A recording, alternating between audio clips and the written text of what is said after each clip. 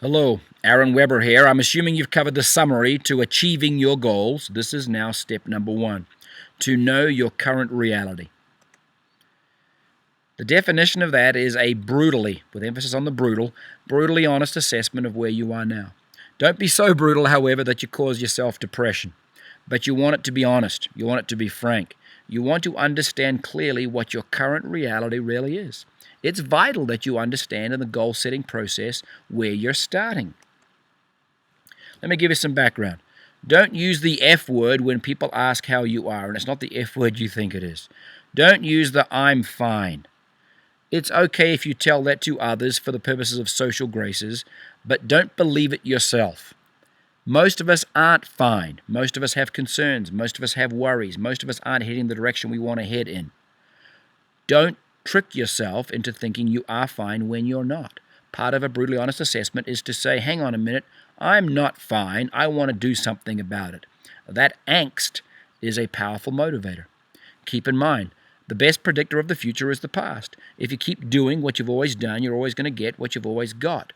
So looking at where you're at now and framing it in the context of what you've done to get there is a great eye-opener relative to maybe what you want to change going forward. If you do this brutally honest assessment of where you are now, it gives you a firm and a known starting point. It gives you a sure foundation from which to spring.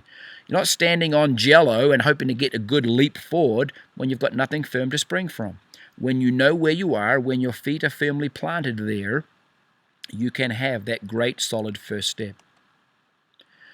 Once you know that starting point, and once you have an ending point, which we'll get to in subsequent sessions, going from one to the other becomes largely formulaic. I had an experience recently going into a brand new shopping mall that I'd never been at before.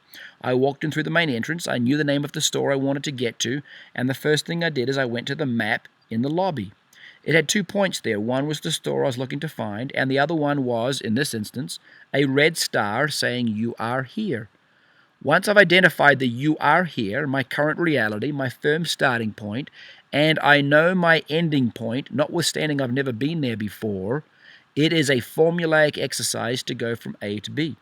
Once I've got that red star, "you are here," and I found store X, going down this hallway, turning left, going to that hallway, turning right, up the escalators, was a quite straightforward exercise. Same thing in your life. When you have that firm starting point and a known picture of an ending point, going from one to the other becomes very formulaic.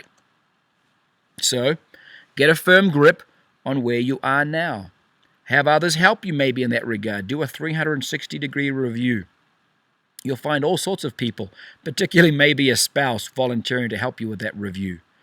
Review this principle. Teach others of this principle. Go and do this step. And then move on to the next step of how to create a vision.